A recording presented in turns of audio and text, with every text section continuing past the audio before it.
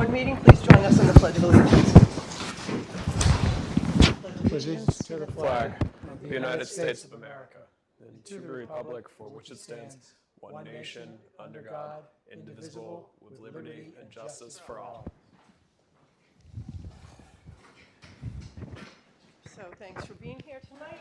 This meeting is being recorded and it is on Zoom. So if there are people that are watching us at home and they have a question, please put it in the Q&A. And remember to leave your name and street address, and Sean will let me know if there is somebody that has a question. And I'm just going to go around for the select board members to introduce themselves to ensure that we have a quorum. Jamie Stebbins. Jennifer Stacy. Mark Lamb. I'm Dottie Fulgenetti. I'm Craig Barger. And we have our town administrator, Connor Reed, assistant town administrator, Sean Dugan, and senior executive assistant, Elizabeth Egg. So we are going to jump right into it. We have a number of timed items up front, and Craig's going to read the public hearing notices. The Select Board of Easton as licensing authorities pursuant to Mass General Law, Chapter 166, Section 22, will hold a public hearing in the Colleen Corona Boardroom, 136 Elm Street, Easton, Mass, on Monday, September 8, 2025 at 6 p.m. to consider and act on a petition of National Grid to locate 5 JO poles on Elm Street, beginning at a point approximately 110 feet west of the center line of the intersection of Elm Street and Washington Street, and continuing approximately 425 feet in a western direction, in accordance with the petition for plan number 27369747, dated August 11th, 2025, is shown on file with the Select Board's office. So we have 3 of these public hearings. We'll read all the notices separately and speak about them, but they're all for the project at Washington Street and Elm Street, going down to Dolly's Way. So do we have... Jared is with us as a panelist right now. His video is just off now, which is why he's not showing up. Okay. Hello, Jared. Thanks for being with us tonight. Thank you. How y'all doing? We're doing great. Good. So this is an exciting project for us. We're pretty happy that after 10 years or 10 plus years, we're finally, this is finally moving along. So am I right in saying that these poll petitions are just a part of the road widening for those projects? Yep. Yeah, the poles that are being relocated, and like you said, there are 3 that are going to be heard that we can go over individually, but the other 2 as well are part of the road widening project. Okay. Anything that you think you want to highlight for us? Nothing sticks out specifically as funky or unique to me. Everything looks pretty straightforward as just widening the road. So. Yep. Okay. Anybody have any questions on the first petition, which is the one at Elm Street and Washington Street? Nope. Craig, you want to make a motion? I move to approve the petition for plan number 27369747, dated August 11th, as shown on file with the Select Board's office. And that's for Elm and Washington Street. Yes. So that's Barger Second. and Lamb. All in favor? The Select Board of Easton as licensing authorities pursuant to Mass General Law, Chapter 166, Section 22, will hold a public hearing in the Colleen Corona Boardroom, 136 Elm Street, Easton, Mass, on Monday, September 8th, 2025 at 6 p.m. to consider and act on petition of National Grid to install 2 4-inch ducts from pole 41 on Elm Street to a new pole box on Frothingham Drive as part of the supporting pole replacements and shifts along Elm Street per the Mass DOT street and sidewalk plan for DOT project number 608195, in accordance with the petition for plan number 27369747, dated August 19th, 2025, is shown on file with Select Board's office. And this is ending 747B, right? Mm-hmm. 2736947B. I don't know if it says that in the... No, it doesn't. Okay. Second. Do you want to make the motion? So I move to approve plan number 27369747B, dated August 19th, 2025, and that's for the petition to install 2 4-inch ducts from pole 41 on Elm Street to a new pole box on Frothingham Drive as a part of supporting pole replacements and shifts along Elm Street. Second. So that's Bodger and Lamb. All in favor? Unanimous. And lastly, the Select Board of Easton is licensing authorities pursuant to Mass General Law, Chapter 166, Section 22, will hold a public hearing in the Colleen Corona Boardroom, 136 Elm Street, Easton, Mass., on Monday, September 8, 2025, at 6 p.m. to consider and act on a petition of National Grid to install two 4-inch ducts from pole 27 to a new pole station on Dolly's Way as part of supporting pole replacements and shifts along Washington Street per the Mass DOT street and sidewalk plans for DOT project number 608195 in accordance with the petition for plan number 2736747C dated August 19, 2025, as shown on the file in the Select Board's office. Okay, any questions on that one? All right, So I move to approve the petition of National Grid to install two 4-inch ducts from pole 27 to a new pole station on Dolly's Way as part of supporting pole replacements and shifts along Washington Street per the Mass DOT street and sidewalk plan for DOT project number 608195. Second. so that's Bodger and Lamb, all in favor? Unanimous. So this was an easy one for you tonight, Jared. Thank you for all the great work you do to support us through National Grid. You guys always make it easy. Thanks. All right, have a good week. Thank you. Have a good one. All right, we're moving on to agenda item number 4, introduction to the planning director, Kenneth Kirkland. Sure, thank you, Dottie. Well, Director Kirkland works his way up to say a few words about, to introduce himself. Just want to say thank you to Ken for accepting employment here as the next planning director, succeeding Stephanie Danielson, who after a long career here has retired. Ken has significant experience in municipal planning in both Rhode Island and Massachusetts, and is a AICP certified planner with a master's in public administration and a separate master's in regional planning. So we're very happy to have Ken here. Take it away, Ken. So through the chair, just for the record, Ken. This thing is actually. That does. Oh, it doesn't. Sorry, yes, it doesn't amplify. Just for the just for ECAT. All right. So for the record, Kenneth Kirkland, 136 Elm Street here, Easton, Mass. As Connor said, it won't take very long, but just to give everybody records, I've been in this field full time. This is my 8th year doing this in a full time capacity, but I've been involved. This will be my 15th year doing this in some form of capacity. So I've been doing this since I was in 2010. Most recently for the city of Woonsocket and Cranston, Rhode Island, as well as for the towns of Braintree and Norwell here in Mass. So I've done time in both Massachusetts and Rhode Island. I have a good mix of both. I've seen many things. One of the things I like to say is I like to see things from planning to permit and everything in between, and I have seen those. I'm always glad to have everybody send me an email or shoot me an email or send me a phone call. I'm always glad to answer any questions anybody has. And we have office hours. Give me a call, send me an email. Always glad to help. Excellent. Thank you, Ken. Well, one of the things that I liked about you is your municipal experience from cities and smaller rural communities. We have done a lot of stuff over the past 10, 15 years. I think you'll be really excited by the projects that we have going on. We've got a lot of planning happening right now with the master plan, the climate action plan, everything in between. So Permitting audit. So plenty to do. So Ken's a worker and he's ready to hit the ground running. So. I think you have an excellent attention to detail, and I think that you're going to have a lot of fun working here with us, and we're going to have fun working with you. I look forward to it. Thank you. Jamie, we'll just go around if anyone has any questions. Yeah, just big shoes to fill, but you already know that. So welcome to the team, and look forward to all the good things you're able to do and work with. And the communication, I'm sure, will be fantastic with both constituents and with your fellow employees. So welcome. Just welcome to Easton. Thank you for making the choice to come here. We're excited to have you and looking forward to working with you. And I also will echo what Dottie said. Really excited about your breadth of experience. I think that'll be a huge asset to the community. Welcome to Easton. Thank you for joining the team. We have a very unique town, as I'm sure you've explored the town of Easton, and through the interview process they shared with you. We've had a lot going on in the past 15 years, 10 years, 5 years, and the roadmap ahead is pretty full. So it's very exciting to have you on. You won't have nothing to do. That's for sure. Ever. You're not going to be bored at all, No. Ken. It's going to be welcome, and I look forward to working with you. Great. All right. Well, go get them. Thank you, guys. Have a good night. Thank you. Thank you. All right, next we have an announcement proclamation for Suicide Prevention Awareness Month that Craig is going to read. Proclamation 2025, recognizing September as Suicide Prevention Awareness Month in the town of Easton, Massachusetts.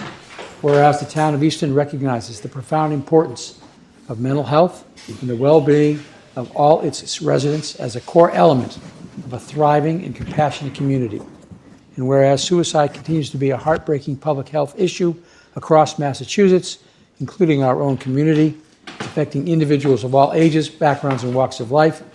And whereas in Massachusetts, approximately 600 lives are lost to suicide each year, 1 in 9 being current or former military personnel, and every life lost is a tragedy that deeply affects families, friends, and entire communities, underscoring the need for prevention and support at every level. And whereas the town of Easton stands united with national and state efforts to raise awareness, foster open conversations, and reduce the stigma surrounding mental health challenges and suicide. And whereas organizations across Massachusetts, including the Massachusetts Coalition for Suicide Prevention and other local initiatives, continue to provide vital education, crisis intervention, and support to individuals at risk and their loved ones. And whereas it is imperative that the residents of Easton are informed of the warning signs of suicide, understand the importance of seeking help, and know the resources available, including the National Suicide and Crisis Lifeline 988 and local counseling services. And whereas during Suicide Prevention Awareness Month, the town of Easton reaffirms its commitment to promoting mental health, supporting those in crisis, and empowering its residents to act as compassionate allies to one another. Whereas together we can create an environment where every resident of Easton feels supported, valued, and connected, and where no one has to face their struggles alone. Now, therefore, we, the Select Board of the Town of Easton, do hereby proclaim the month of September 2025 as Suicide Prevention Month in the Town of Easton, and urge all citizens to take cognizance of this event and participate fittingly in its observation. Given our hand and seal, the Town of Easton, this 8th day of September 2025, Dottie Fulgeronetti, Chair, Craig Barger, Vice Chair, Mark Lamb, Jamie Stebbins, and Jennifer Stacy, members. Thanks, Craig. So we do recognize this every year as an attempt to shift public perception, spread hope, and share vital information to people affected by suicide. The goal is ensuring that individuals, friends, and families have access to resources they need to discuss suicide prevention and seek help. In our packet, we have a list of resources, and I remember last year we were able to post some of those on our social media and encourage people to reach out, ask for help if you need it, or try to recognize the signs where you might be able to offer help to a loved one. So does anyone have any comments or questions? Yeah, I'd just like to mention it, and I appreciate the military call out there too, but nearly 30 years ago, I know none of us is untouched by loss to suicide, but I just remember being on duty and losing a fellow active duty military member on duty. So I appreciate this, and it's just important that you're right there. We help to remove the stigma and give folks an opportunity to speak to others, and even if it's just your friend or a colleague, that we take it seriously to listen to people. So Thanks, Jamie. thank you. Thanks, Jamie. Jen?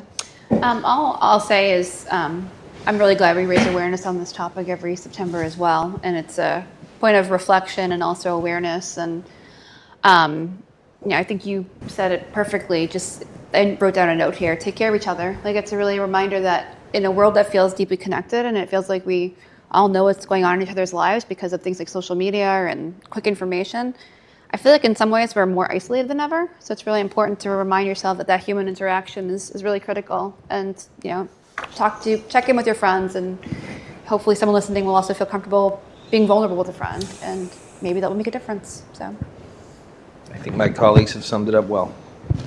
I want to point out that the town of Easton has been on the forefront of providing social work services to people in our community through the social worker that works with the police and fire department. And I think that's very important to acknowledge. All right, thank you. I appreciate the board's support for that very important topic. Next on our agenda, we have some one-day liquor licenses. The first one is for the End of Summer Music Festival. It's going to be 3 Barrow Street, which is in front of Oaks Ames Hall. and includes the Rockery. So this will be September 21st, 11 a.m. to 6 p.m. We closed the roads around there. We've done this the past couple of years. And there's music, arts, crafts, food trucks, you name it. There were a couple thousand people last year. I think that there might even be more this year. The summer concerts have drawn more people than ever before. So we're looking for a great day, and we hope people have fun at that. So, Craig, if you want to make a motion. Yeah, I'd like to approve the one-day liquor license for the End of Summer Music Festival, 3 Barrel Street, in front of the Rockery, September 21st, 2025, from 11 a.m. to 6 p.m., requested by Frank Altieri. Second. So that's Bodger and Lamb. All in favor? Unanimous. Next is the annual Friends of Borderland Murder Mystery, Murder of a Millionaire, at the Ames Mansion, 257 Massapog Ave, October 4th, 6 p.m. to 10 p.m. I move to approve the annual Friends of Borderline Murder Mystery, Murder of a Millionaire at the Ames Mansion, 257 Massapog Ave, on October 4th, 2025, from 6 p.m. to 10 p.m. Second. So that's Bodger and Lamb. All in favor? Unanimous. So usually they have somebody here to talk about it. This is their annual fundraising. The Easton Police don't require a detail for that, but I do just want to mention, if people are interested in going to that, look online or on their website, and you'll be able to purchase tickets online for that. The next one is an application for a new common victualler license for Gen 2 New England Properties LLC, doing business as Taco Bell, 482 Foundry Street. So we have an application that's for the seating in their restaurant, and the property is still under construction. So if we do vote to recommend it, we would recommend it with a contingency on final sign-off from all town departments. Sure. Do we have Steve Perrone We here? do, yep. Oh, there he is. Hi, Steve. Oops. Yeah, hi. Hello. How are you? Doing fine. You guys look like you're making fast progress down there. And we are. We're building them quick, that's for sure. Just waiting on some power, and that'll be the last thing. That's terrific. When are you expected to open? Sometime within the next 2 weeks. Oh, wow. Oh, that's fast. Are you going to have a ribbon cutting or any kind of a celebration? Usually at the beginning, it's like a soft opening, and then we'll look at doing something like that after, possibly. Okay, well, make sure that the fire chief gets a specific invitation, because he's very excited about this. That's good to know. He's writing it down. Can't forget that. He's here in the room is why I'm saying that. So, all right, anybody have any questions or comments?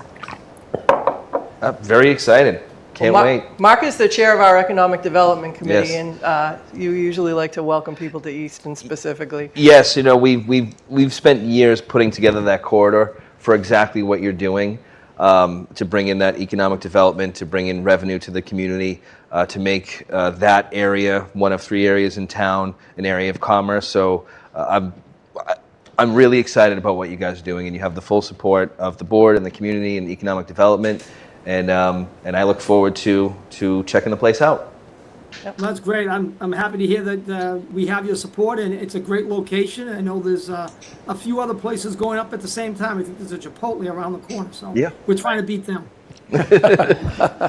Well, Easton is a very business-friendly community. We have a very strong local chamber and a regional chamber. So if you are interested in getting to know any of them, just reach out to Town Hall. We can make some connections for you and get you involved in the community. Okay, that's great. I appreciate that. Craig, do you want to make a motion? Sure. I move to approve the application for a new common victualer's license, Gen 2 New England Properties LLC, doing business as Taco Bell, 482 Foundry Street. The recommendation is contingent on the final sign-off from all departments. Second. So that's Bodger and Lamb. All in favor? Unanimous. Congratulations. Thank you for choosing Easton, and we look forward to coming to see your new location. That's great. Looking forward to it. All right. Good night. Good night. Next, we have Cultural Council appointment, Stevens Laurel, with a seat expiration of June 30th, 2026. He's actually joining us remotely. Okay, Oh, there we okay. go. So attached in your packets, a volunteer application submitted by Stevens, and he is coming on shortly. He is on, just the camera's off, which is why it's not showing up. Oh, okay. Here he is. So the Cultural Council, I just want to, hi, Stevens. Nice to meet you. Nice to meet you too. So the Cultural Council is a little different than the Cultural District, which took me a few years to figure out the difference. But the Cultural Council gets money from Mass Cultural Council, and they put out requests for grant applications to the community for artists and other cultural organizations. And then they review them once a year, and they make grant awards to those organizations. So it's an exciting role because you'll get to see all these cool things that are going on. And your application said that you care a lot about culture and you have different cultural experiences. So tell us about yourself and what interests you in being on that committee. Hi, good evening. My name is Steven Sorrell. I grew up here in Easton, went to South Easton Regional Technical High School. I was very active in sports, played football, wrestle, ran track. I love being active, whether it's running at the Southeastern track or playing tennis or a pickup basketball game at OA. Outside of athletics, I work as a teacher's assistant. I really like the opportunity to support other people, helping kids. And yeah, and the Cultural Council is a great opportunity for me to serve my community, which is a big thing. Giving back is one thing I value in life, and I believe that culture brings people together. Culture brings communities and bring friends, neighbors, and families to connect and get more involved in the town. That's great, thank you. Well, we have the Cultural District that's a little bit separate, but there is some overlap there, and the Cultural District puts on these events, the summer concert series. We have the art gallery that's on the Shoveltown property, so you may want to be involved in some of those activities as well. So thank you. We love to see new faces, new people of interest, and people with different lived experiences bringing their talent to our boards and committees. So Craig, any questions for anyone on the board? Just thank you. Yeah, thanks for coming out and volunteering and joining the Cultural Council. My pleasure. All right. Craig, you want to make a... Sure. Move to appoint Stevens, is it Laurel? Yes, correct. Stevens Laurel to the Cultural Council with a seat expiration of June 30th, 2026. Second. So that's Bodger and Lamb, all in favor. This is a roll call vote. Stebbins LaRoe. Stacy LaRoll. Lamb Laurel. Full Janetti Laurel. Roger Laurel. Okay, so you are voted in, and you'll get an email from our town clerk. She'll give you information. You'll have to get sworn in before your first meeting, which just means you come down to Town Hall and take the oath, and you'll get a schedule for the next meeting. So thank you so much, and we look forward to getting to know you better. Thank you, guys. All right, good night. Have a good night. Bye-bye. Next, we are on to discussion and vote the Clean Water Trust interim loan, note number MCWT-25-14, to approve the issuance and details of an interim loan from the Mass Clean Water Trust and sign related interim loan closing documents. So Linda is here to tell us all about that. Good evening, how you doing? Great, how are you? Hi, Linda. Awesome, living the dream. You say that so enthusiastically. So there's a memo in your packet. Tonight I'm only here to get a loan approved. This is a $500,000 interim loan from the Mass Clean Water Trust. It's the first half of a $1 million authorization from 2021 for the septic loan program, which has done, this is round 13, just to give you an idea. And although not all of the borrowing authorizations were $1 million, most of them were. So we're at round 13, so we're inching into $13 million worth of aid through this program. So that's considerable. This interim loan is extended to us at 0% until we close it in a couple years to permanent financing. It's just a temporary financing. It allows us to get money from the Clean Water Trust as we're using it. And this is for people that need to redo their private septic systems? Yep. Does it also allow them to tie into the public septic? Yes, it does. And I was just trying to think, I don't think I've seen any of those loan requests come through, but I anticipate there would be more of them now. So yes, you can repair or replace your septic system or tie into the sewer system that is already existing. That's great. Yeah. And it's the big attractive piece and benefit to our residents is that the town acts as the basically finance agent in this. We take out the loans at a subsidized interest rate from the state, and the rate that residents pay back, 4%, is significantly better than market borrowing for home improvements right now. Right. All right.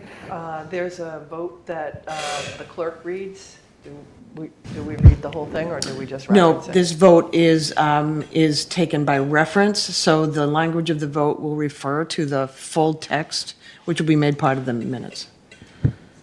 Any other questions before I read it? No, I'll just comment, this program is phenomenal. I don't know how many people it saved, but so many people wouldn't be able to move or do anything without this because it's so much, it's such a huge hit to people. And a lot of people don't see it coming. So thank God this is in place. Yeah, yep, and thanks to the Board of Health, actually, that administers it. It's another one of the things that we do in Easton that I don't think a lot of people know about, and it's terrific. I agree with you, Mark. Until you need it. Yeah, exactly. So I move to adopt the votes prepared by bond counsel in connection with the town's interim loan note number CW-25-14 and incorporate the text of the vote of the select board into the minutes of this meeting. Second. So that's Bodger and Lamb. All in favor? Unanimous. Great, thank you very much. Thank you. Linda, have a good night. Have a good night. Okay, next we have discussion, stormwater utility management with the Director of Department of Public Works. Thanks, Dottie. As Dave and Greg take their seats, just a quick high-level overview. As the board's aware, Easton's Public Works Department has been insufficiently funded to meet ongoing infrastructure needs. This has been worsened by the failed override, further cutting staff and funding to the department. Concurrent with that ongoing operating challenge, stormwater management and permit compliance costs continue to grow every year, and it's therefore prudent of us to be considering additional avenues to address critical infrastructure needs outside of the typical operating budget, including the potential of establishing a utility for stormwater management. I promise it wasn't planned that I would say something while the computer was fixed, but hopefully it is.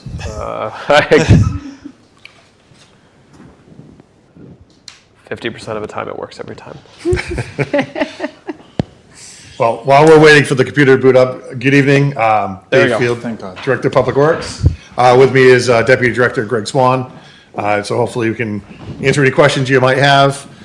So we're here to discuss, as Connor alluded to, a stormwater utility. Stormwater management, it's an essential function for municipalities, and we protect water quality, comply with regulations, and reduce flooding. A stormwater utility provides a dedicated and predictable revenue stream based on impervious area, and we'll discuss, how we set up a utility, what the proceeds can be used for, and how we collect it. But before we get there, what is stormwater? So stormwater or stormwater runoff is basically rainwater or snowmelt that does not seep into the ground, runs off into streams, wetlands, parking lots, roads, ultimately into our drainage system or through our culverts. And why is a stormwater utility needed? The town of Easton has a significant amount of infrastructure, and almost all of this has passed its useful life, requiring significant funding for maintenance, upgrades, and replacement. You can see we have over 5,000 drainage structures, 391,000 linear feet of drain line, 529 outfalls, and 127 detention basins. We're also required to comply with the US EPA NEPIDES permit. That's our municipal storm sewer permit, or MS4. So you've probably heard that since 2003. We've been complying with that. Those regulations and requirements don't get easier. They get more stringent and more expensive to comply with. And just off the top, we, clean catch basins, we did 1,400 last year. We swept 240 miles of road last year, and we perform outfall inspections and testing. And the next things will be ramped up to physical changes to help improve water quality. And then most recently, we just completed a stormwater asset management plan where it's focused on 212 culverts. And through that, the prioritization plan of the most needy came up with a $16.9 million price tag to address those high priority culverts. This is money we don't have. We have basically zero money for any type of stormwater funding. And anything we do stormwater wise either comes out of the DPW operating budget to sweep streets and clean catch basins. And when we do replace and do some mitigation on repairs, it's usually funded through some sort of road project. So we have really zero money for stormwater right now. The report also recommended the town investigate a stormwater fee to fund those improvements. And on top of those, high priority culverts, we just have a lot of infrastructure that's aging. As an example, we have over 125,000 linear feet of corrugated metal pipe. Corrugated metal pipe, it's still in existence. You can still get new stuff, but in general, most of it's been in the ground for well over 50 years, and it's well past its useful life. We've had a couple instances recently where we've had to do some replacements on an emergency basis. Most recently on Bay Road, we had to do 1,200 linear feet of replacement. And that went for just with the DPW doing the replacement, $125 a foot for materials. So if you extrapolate that out, you're looking at $15.6 million just in that corrugated metal pipe that's due to be replaced right now, not anything else. So between the different things we've talked about, our culverts, our existing utilities, we need a lot of funding, and we currently have none. So when those fail, what is the impact that we see, like sinkholes Yes, or so backups? Or? it's exactly. So on Bay Road, we were out plowing, and one of our drivers looked in the mirror when he felt something, and a giant hole had opened up behind him. We immediately shut down the road, did some temporary repairs. We camera inspected the whole area, and we found that almost all the pipe was disintegrated. You couldn't even find the pipe. It was just the soil was in the shape of a pipe. And so at some point, an external force is going to make that collapse, and that's what happened in that location. So we had to do it on an emergency basis. We had to use Chapter 90 funds for that purpose. So, yeah, so we have a lot of infrastructure that it's pretty gnarly. And, So when we use Chapter 90 funds, which are for roadways and, things like this, that's less money that we can use with our pavement management plan. If you have the plan for the year, set aside so much money for so many roadways, and then this unexpected emergency happens, you have to take from that fund, and that's less money we can put towards the streets, right? Exactly. Right now, we're working on paving for several streets in kind of in the downtown Northeastern Village, Park, Bridge, Day. And all of those have a mixture of different pipe materials, and all the corrugated metal pipe was all deficient and needed to be replaced. So we're going through and doing that now with a longer term pipe fix, which is reinforced concrete pipe to make it match the rest. So before we can do that paving, we spent about $50,000 so far using town forces to do the work. So it's still not to the full extent of it. We're still using town labor and equipment to do it, but it's still costing us a lot of money. So creating a stormwater utility would really help to give us a funding source to resolve some of these issues. The process would be to study and prepare a proposal. We'd do some public outreach. We'd ultimately need a town meeting vote to accept the statutes for both the enterprise fund and the bylaw. And then we'd implement some rules and regulations and begin the process. So I think the next agenda item talks about the steering committee, which would be needed to kind of help drive the ship. Some of the allowable uses of the revenue for a stormwater utility is the operation and maintenance of the stormwater system itself, regulatory compliance with our EPA permit, capital improvements, upgrades, and new infrastructure. The things we're doing now, like street sweeping and catch basin cleaning, as well as public education outreach and administrative costs related to the stormwater system. There's several different ways in the statutes that you can do fee assessment. The impervious area base fees is the most common and what we're leaning towards. But obviously, that would be up to the steering committee and the board and town meeting ultimately to determine which method we went with. In this method, we would use the total impervious area of a parcel and then assign it basically equivalent residential units, similar to how we do our septic, our sewer betterments with our SBU. We'd use an ERU, which is an equivalent residential unit. There are other ways to do it, like a tiered flat fee or a gross area fee, but we can look at that as we go through the process. And then billing collection could either be a separate quarterly bill, or it could be included on tax bills or water bills. And like these other bills that we have now, unpaid stormwater fees can become a municipal lien. Here are some existing communities that have a stormwater utility. Most recently, I believe Canton, Needham, and Dedham have adopted. And just looking at examples similar to how Canton and Dedham did it, using basically an impervious area formula. We used our existing GIS system now to find out what the equivalent single-family home is. The median area for a single-family home is 3,830 square feet of impervious. We have 5,675 single-family parcels right now. So basically all those would be assessed one ERU to make it really simple for billing. Then every other lot that's not a single-family residence would then be calculated based on the ERU. If a parcel had less than 0.5 ERUs, it would get zero assessment. And if a parcel had a lot of ERUs, they just would pay additional impact. And it's basically correlates to the amount of impervious on their property and how much runoff there is.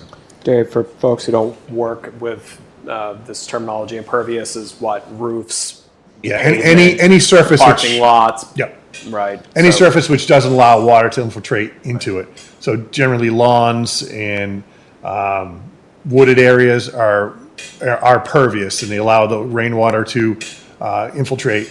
It's impervious areas, as you said, walkways, sidewalks, driveways, houses, roofs, patios, sheds, things like that are technically impervious. So using our GIS system, we can easily calculate the impervious area on a given lot. And then we use that to come up with the billing process. So based on our current impervious, we have over 12,000 ERUs in Easton. And if we used an example of like Canton did, they did $100 per year, a fee, that would generate $1.2 million in stormwater fees, as an example. ERUs would be assessed to all parcels that have enough impervious area, and that includes municipal and tax exempt parcels. So this would impact Stonehill? Yes, everyone pays, the state, even the town, the schools, DPW, we'd all have to pay our appropriate share. Okay. And some of the potential uses, similar to the example, this is just a hypothetical potential use just to demonstrate what could be used with the revenue. We could pay for the debt service of a street sweeper, a catch basin cleaner, and a dump truck, basically at a 15-year note. Now, Wendy would probably not do that. She would do it differently, but just doing real simple terms, that's $105,000 annually for the debt service on those type of things. And those all have kind of a 15-year life cycle. So that's just a good example. Equipment operating costs and disposal of street sweepings. And then highway personnel, an equipment operator and a special equipment operator, and an engineer to help run the whole program, compliance with stormwater, and that would leave us a balance of about $720,000 a year in this example of capital. We could then replace pipes, replace culverts, do bigger projects. That could be the debt service on a bigger project, that we do periodically. So it would give us options that we currently don't have. Would those be new positions, or would those be people that are already staffed doing? I would believe they'd be existing positions that, if this was successful, I would like to see this.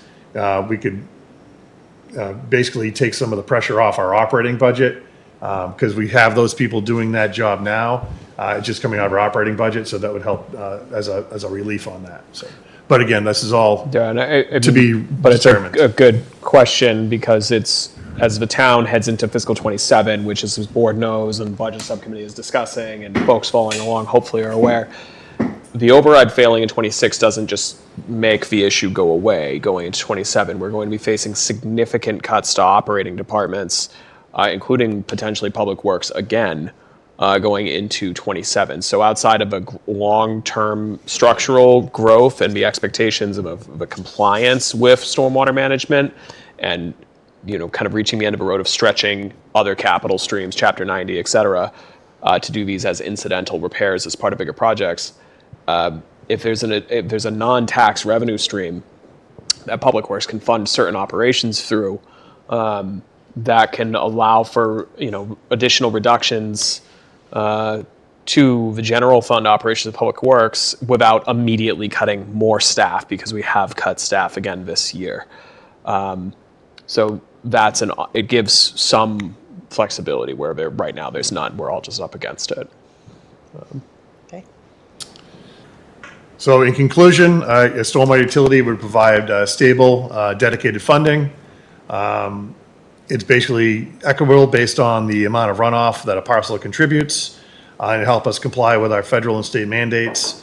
And it would be, a thing that I think would really help take a lot of the pressure off DPW, especially given the bleak outlook for the next fiscal year. So Great. Happy to answer any questions. All right, I'll start with you, Jamie. Yes, Dave, much like we've got the roadway improvement plan and you prioritize, and I know you mentioned once the failure happened on Bay Road and you were able to scope with a camera and kind of see, at least the immediate issue that you had. Are there critical areas now that you could scope proactively that you think, man, if this goes, because we got lucky that it was a DPW truck that not only was there, saw it, and then reacted to it and shut down the roadway before a car or someone came upon it not knowing, right? Can you speak to some critical areas that we could proactively scope?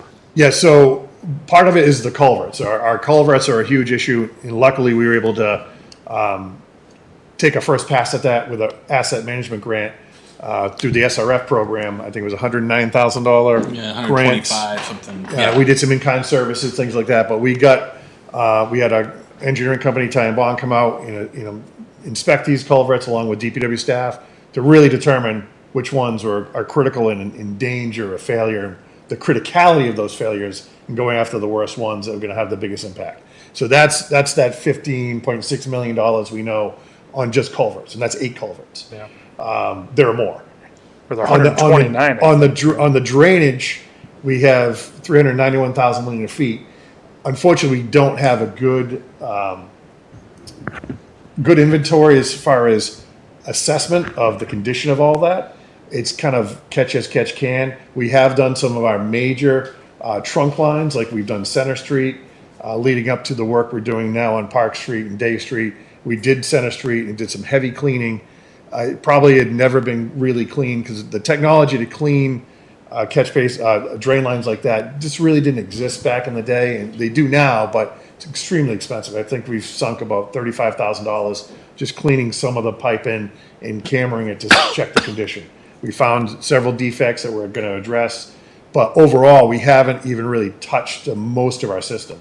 So the goal would be to be able to get out and clean our system, make sure it's functioning, inspect the areas where we can. Some places it's just impossible to inspect. The technology is great, but a robotic camera that goes down a sewer line is a lot easier than one that goes down a drain line. Drain lines have many more impediments, sand, rocks, things like that. So it's harder to get a good inspection of it. But it's something that having a dedicated funding stream will allow us to do, and hopefully be proactive and get to something like we're doing now on Center Street and Park and Day before it collapses. So. just back to the 8 culverts that were identified, the 15+ million, any of those you're losing sleep at night because they're of that criticality? We have a lot of things we lose sleep over. Some of them are not the culverts, but we have some bridges that are in the same condition. So 3 of those are right now on Foundry Street, and one's on Highland Street, which we're lobbying for some money, and another one is on Main Street, which we have funding for the state to do some work on. So we're working on those higher priority ones, but those culverts don't even rise to that level. They're bad, but they don't come to the bridge bad level that Greg and I worry about. Okay, thank you. So conceptually, I think this is fantastic. And of course, the details will be really more fleshes out and we kind of see how it works out. But we're on budget subcommittee, Jamie and I, and we're just obviously have a big eye toward finding creative solutions. This is exactly the kind of creative thinking we're going to need more and more of.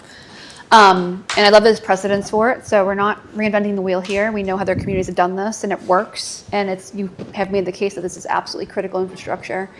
The only question, and I like to potentially use this slide a lot because it's a really good way of showing how the money will directly benefit the place it's coming from, which I think is an important message to the community.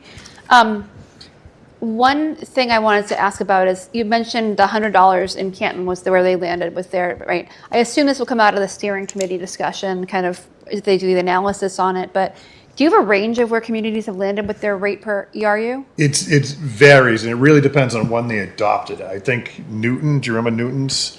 I think Newton might have been $30 or $40 for residential, but I think that was like 10 or 15 years old. So that number it may have changed since, but looking at the documents, and there's not a real good repository on stormwater utilities. This is all anecdotally from grabbing other people's presentations and adding the newest ones. So it's really hard to find because it's not something that Mass DOR tracks. So it's hard to really get. But $100 is something that has been a reoccurring on the ones that have been adopted lately.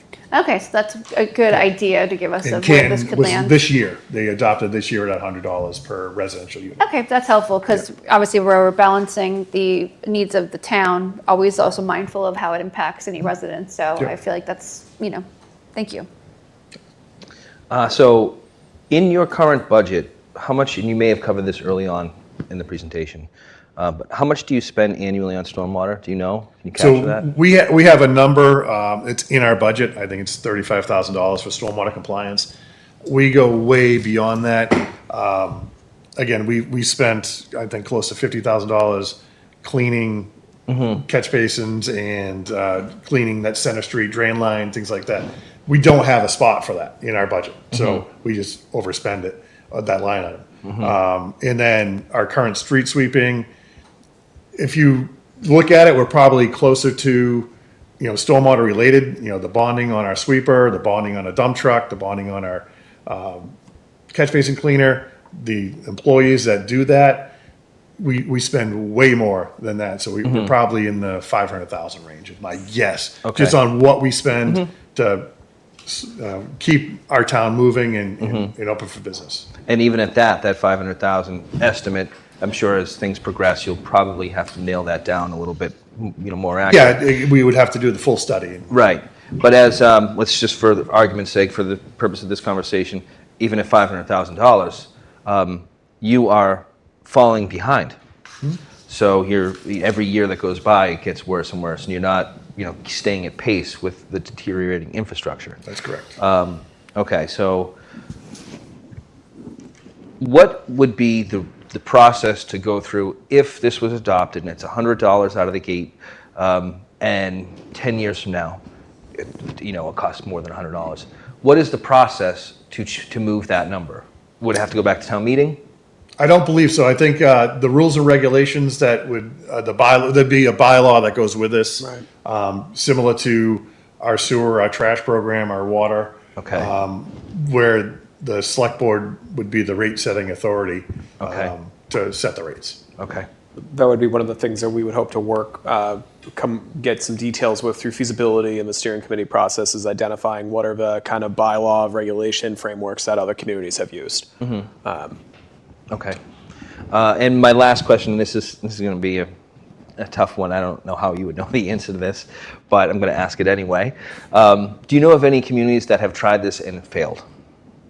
I don't know offhand. Okay. I've only known the ones that have got Succeeded. it done. Yeah, I know. I think town council might have come in, in contact with some that he maybe didn't pass. But The reason I ask is because, I mean, yes, you have Canton there, but largely most of those towns were not really neighboring communities or communities we compare ourselves to when we do comparisons. That's not to say, I mean, we are usually the first in our area for a lot of things.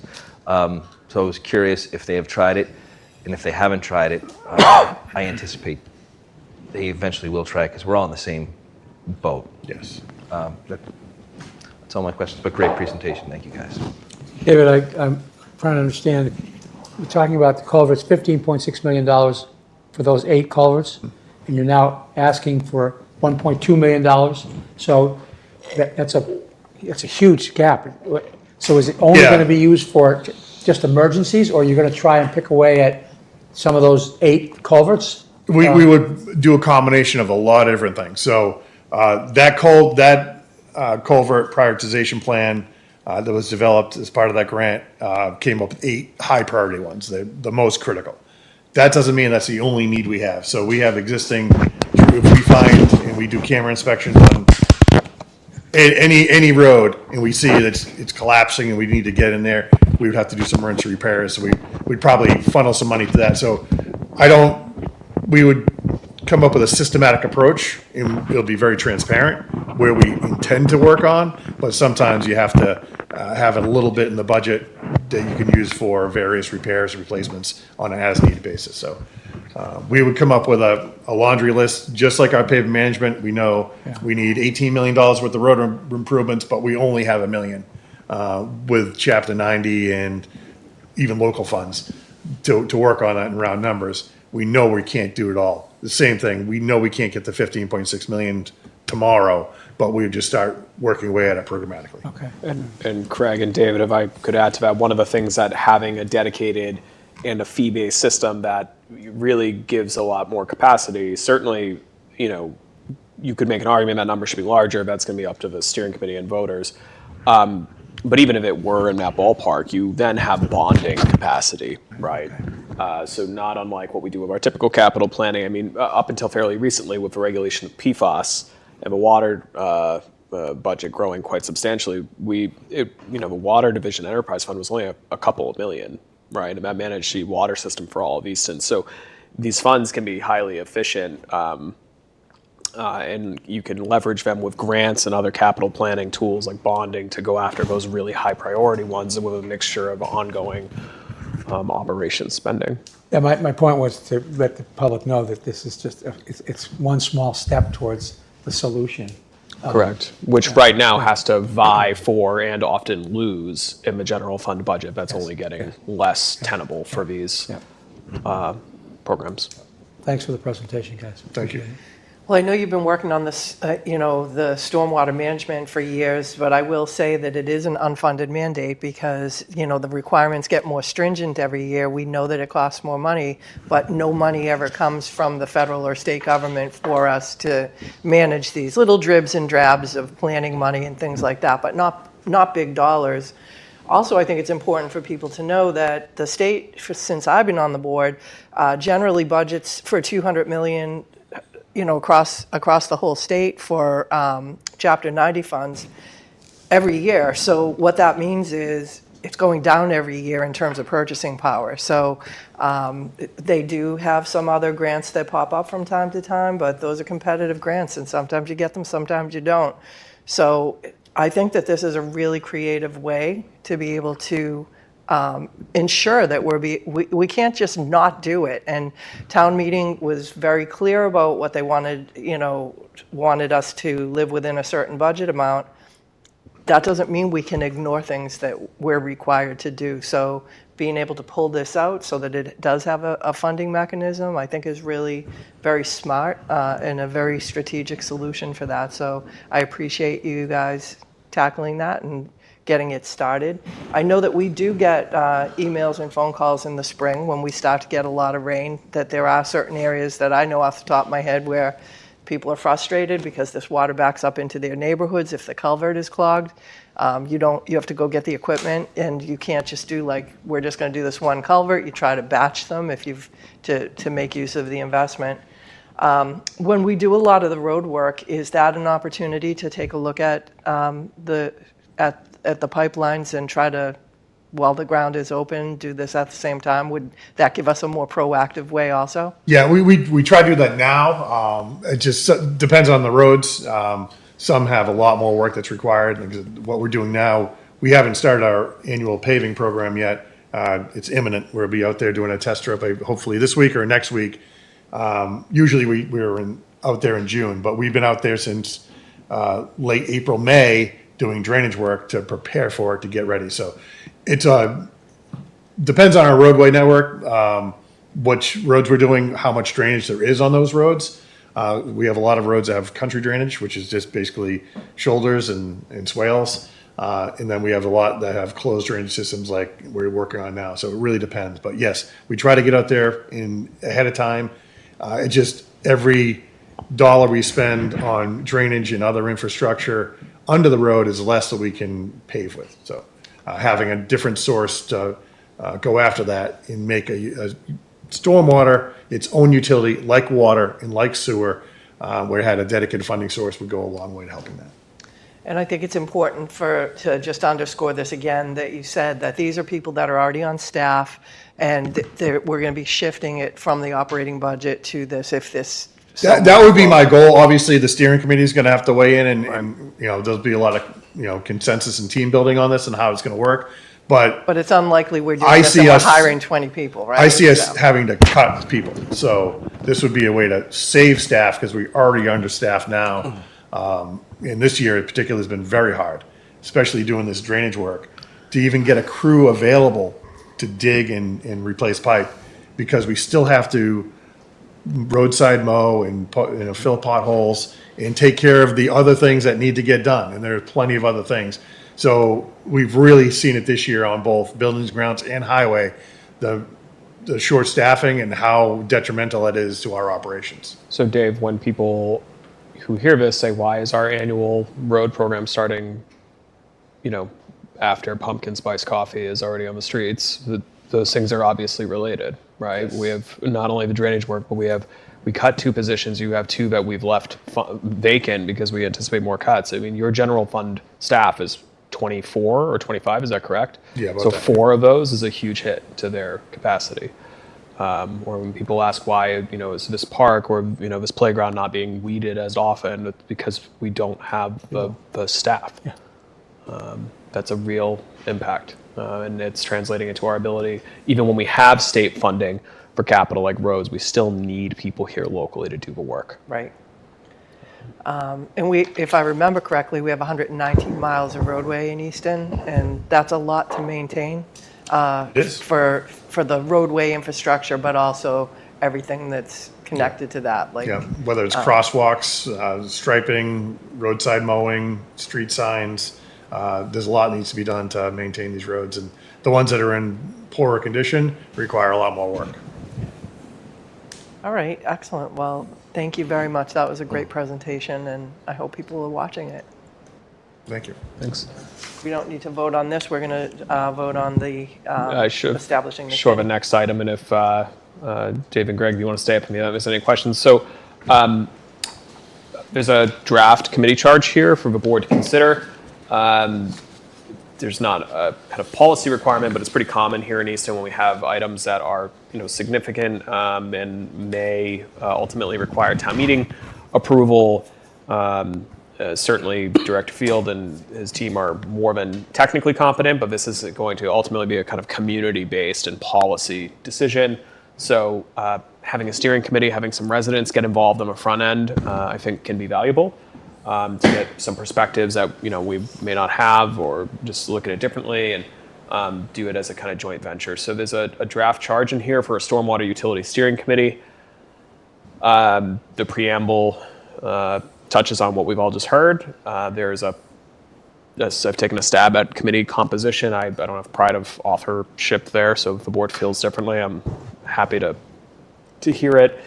And the scope of work, would work with Director Field to undertake an assessment of a programmatic financial and policy feasibility of establishing a stormwater utility enterprise fund in Easton. It'll include, but not be limited to, reviewing current stormwater management practices and associated operating and long-term asset maintenance and capital costs. That informed Dave's paper to the board and this presentation. Researching applicable state laws, regs, and case studies and best practices of what others in Massachusetts have done. Evaluating different financial models, including fee structures, revenue forecasts, et cetera. Assessing administrative and operational requirements for a potential utility, looking at financial community impacts, equity considerations, opportunity to engage with public ahead of a town meeting vote, engaging with stakeholders, including public works, legal counsel, property owners, and community groups, and developing policy options and recommendations regarding the formation and governance of a stormwater enterprise fund utility. It's an aggressive timeline, which, should the board adopt this charge, we would advertise for the citizen volunteers immediately and hope to have folks, A, be interested, and B, be at your meeting in 3 weeks to be appointed, because we have a town meeting coming in the fall where we'd like to have a small feasibility budget on the warrant. We'd like to have this committee seated before that to get to work, and by next town meeting in the spring, concurrent with what I expect will be an extremely challenging operating budget, have a recommendation and a framework that voters can consider as a way of sustaining some of our most essential public works infrastructure operations. So happy to take any questions on the draft charge. I think it looks fine. 3 at-large citizens, 1 representative from Finance Committee, 1 from Planning and Zoning, 1 from the Environmental Stewardship Committee, and the Director of Public Works or a designee. So I don't think this needs a 19-member committee, but these meetings will all be open to the public. And Yes. we welcome people with all kinds of, professional, lived experience, whatever. Anyone who wants to go to these can have an opportunity to bring their questions and comments. And any questions or thoughts? No, I think it's a great idea. I think it's critical to have that input so that we can move forward. Yep. We have no choice, I think. All right, can I get So I move to adopt the Stormwater Utility Steering Committee charge. Second. That's Bodger and Lamb, all in favor? Unanimous. Thank you all. Terrific. Thank you, Dave. Thank you. Greg. Okay, thank you, Greg. guys. Have a good night. Do you want me to shut this, Sean? Yes, or- please. All right, next we have the vote to authorize the town Now administrator. you just throw it over on that side. So thank you, Dottie. Attached in your packet, there's a memo from the Finance Director. Wendy Nightingale is also here. Should the board have any questions, requesting the board vote to authorize me to execute a natural gas supply contract. As the board is aware, because of the volatility of pricing for energy, typically we get you current price data, get a ballpark range compared to what we're currently paying in our fixed purchase agreements, and you authorize myself, working with Wendy, to execute when we feel that we have advantageous pricing coming in, rather than saying, here's the exact contract, because it changes by the day. So our current natural gas contract is with energy through power options. It expires on Halloween. Market pricing right now is actually favorable, which is a nice sentence to get to say once in a while. We currently pay $11.27 per MMBTU. Pricing that we received recently was $8.45, which is a pretty meaningful improvement. That's for 1 year, and then you can see there's some fluctuation based on the amount of years that you can lock in for. Wendy estimates that based on the most conservative of those, which would be a 3-year lock at $8.74, we'd be looking at an energy savings of approximately $42,000 per year, which, coupled with the solar we've recently approved along with the school committee, would, every bit helps. So Wendy's here if there's any questions. Happy to discuss. So are you basically asking us whether you should lock in a 1 year, 2 year, or 3 year? Because I remember having gone through this before, and that's usually what it was reduced to. Yes, with energy, Wendy, correct me if I'm wrong, I feel like it usually moves in the other direction, where the longer term you commit to, the better the price is. Is that Usually. Yes. Usually, yeah. This is not the case. That is not the case here. I won't read too much into the market, but perhaps that's because they expect pricing to go up, and so they don't want to get it locked in at a favorable cost for super long. Wendy left her recommendation open to authorize me to execute a supply for up to 3 years, which we'll do based on the pricing. All three of these are meaningful improvements, more than roughly 20% savings compared to what we pay. Right. If the board has any concerns or feedback, this is why we're here, and I'm happy to hear it. I don't know if there's any perspective that you would like to share.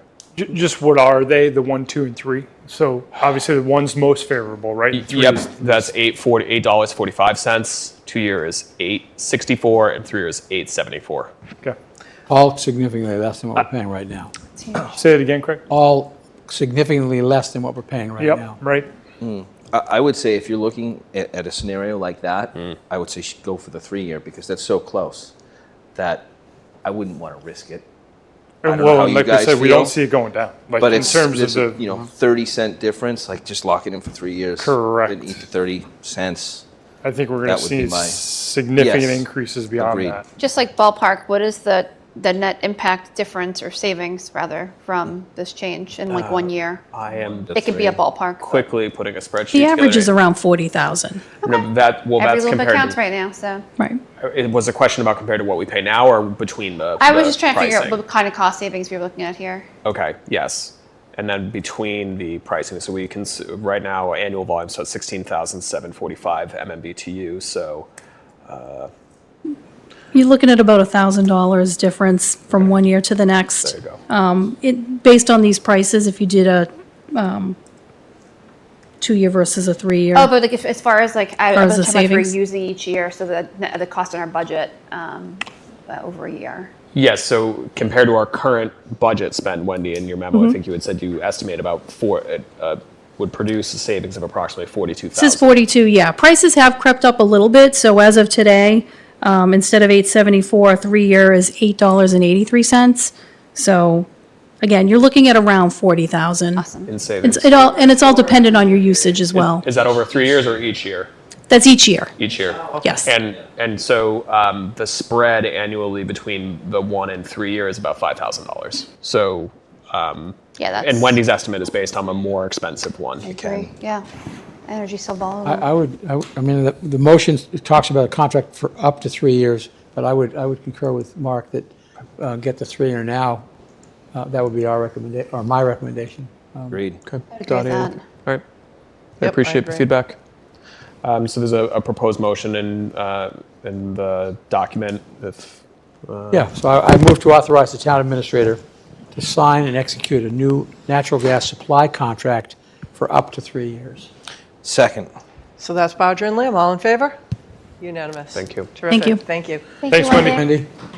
Next, we have an acceptance of a resignation, the Human Rights Committee member, Marina Hussein, Marina? Marina. Marina Hussein. With a seat expiring June 30th, 2027. And we thank Marina for their time on that committee. Craig, did you want to make any comment as the? No, unfortunately, some things came up in her life that prevented her from continuing. Okay. So we thank her for her volunteer and hope that her life gets back to normal. And that's a seat expiring June 30th, 2027, so we will be posting this Yes. vacancy, and people are welcome to apply for that. So I'll need a motion, a second, and then it'll be a roll call vote. So I move to accept the resignation from the Human Rights Committee of Marina Hussein with a seat expiring on June 30th, 2025. Second. 27, I'm sorry, 27. Okay, Second. that's Bodger and Lamb, and we'll do a roll call vote, starting with you, Jamie. Stebbins Hossein. Stacy Hossein. Lamb Hossein. Full Janetti Hossein? Barger Hussein. Great, thank you. Item 14, a vote for an extension of Fire Chief Justin Alexander's employment agreement. Sure, thank you. The Chief's requested a term extension for his employment with no other substantive changes. Chief has been instrumental to the town and the department's progress. I fully endorse and recommend the vote to extend his service with appreciation of the Chief for his willingness to do so. Chief was joined us in 2021. He's done an excellent job since then, and this would be a simple extension of his term for 5 years. So adding 5 years? Yes. Was it the Taco Bell that made your mind up? Was. That was the sale right there. And for the board's edification, this is the same agreement that you reviewed in a prior executive session. So if you want to just revote the approval, sorry to destroy the suspense, Chief. But He's of not the- here to object, right? And 5 years is the most that you can extend an agreement for these contracts? But selfishly, I'm very aware of what the law says about my position. I assume it's the same for the chief, but. I've never heard one more than 5. So. Okay. Yeah, I mean, there's provisions in there for continued service in the event of a lapse and no one notifies the other, where typically I think it's before the new year, if there's no action taken by either party, it just kind of extends. And there's obviously, not that we need it with the chief, but there's provisions in there to protect the town and the board should there need to be a separation as well, which is typical. Okay, any comments, questions? I think you were just hoping to lock him up for 2 more decades, so like I was. So. I got 10 to go. Oh. So you're not going to do 2 decades, you're saying. Well, then I look forward to seeing him at Taco Bell for the next 5 years. Jen, any? I'm thrilled you're choosing to continue to stay here. You've been wonderful to work with, and you bring so much creativity and energy to town, and we're grateful for you. So.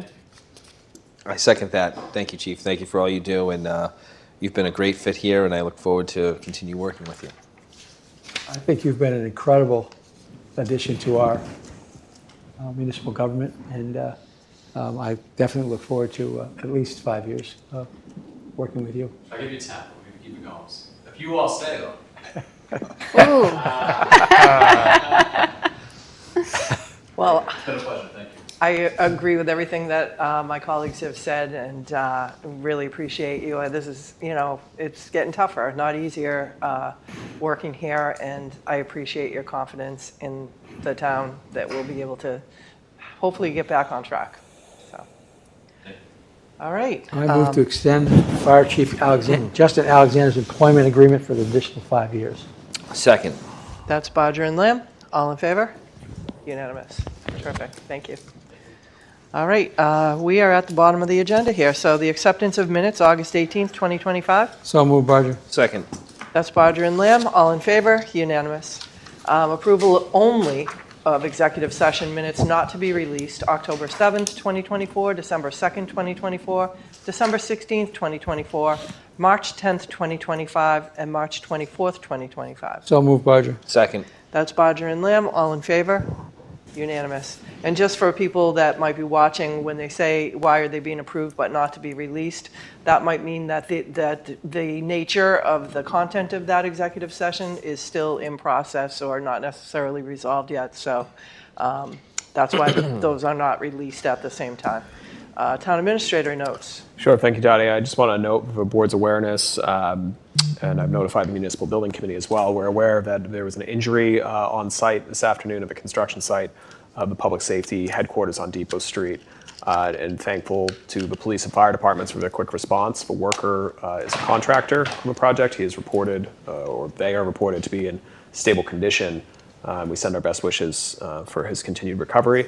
Safety is obviously a paramount consideration on any construction site, and our team is working closely with all parties to understand that incident further to ensure continued safety for everyone involved in the construction of that project and every project that we do.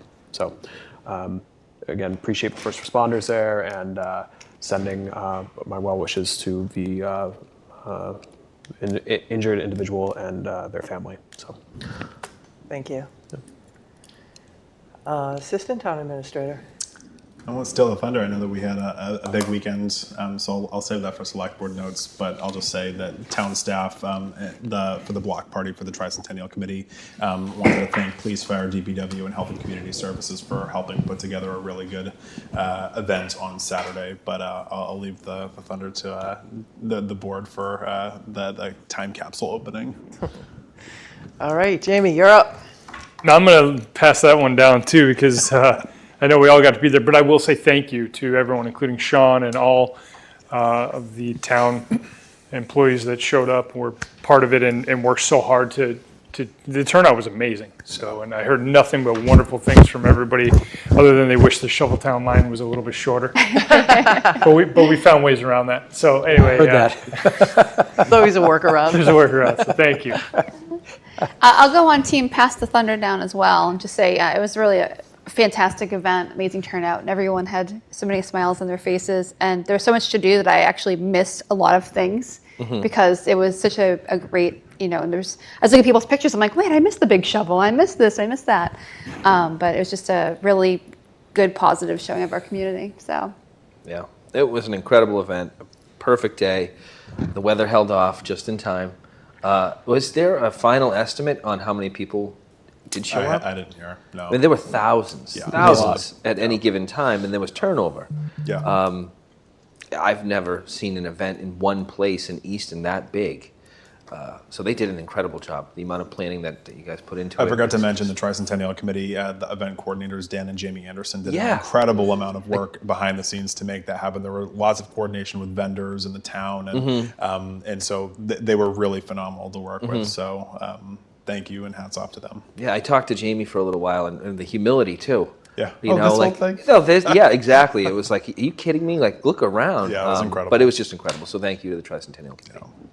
You stole my thunder. I was going Sorry. to say I nice told things you I wouldn't, and I about didn't. Jamie and Dan We all Anderson. punted it to you, Craig, and then Sean stole it. The Tricentennial Committee, the number of volunteers, and the work that Dan and Jamie did to coordinate this, it was extraordinary. I just think that I echo what Mark said, that I don't think I've ever seen that many people at one time in that kind of an event. Can you talk about the time capsule a little bit? That was an interesting experience. I think that I was wondering how it was going to proceed and who was going to want to take things out. After your conversation with me, I thought we were going to have to do a couple of things. But those kids, they were all like right in our face saying, I want to do it, I want to do it, I want to do it. And it went on and on and on. I think every kid got to take something. It was terrific. That was terrific for them to have that opportunity.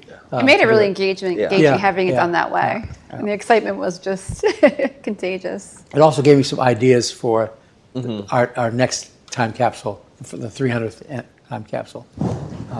So I'm looking forward to whatever we decide how we're going to do this. I'm looking forward to that. I'm looking forward to you opening the next one in 50 years. And there was really great entertainment, the music, the dancers. It was a lot of fun. It was so nice so I go in that park all the time. I walk my daughter's dog.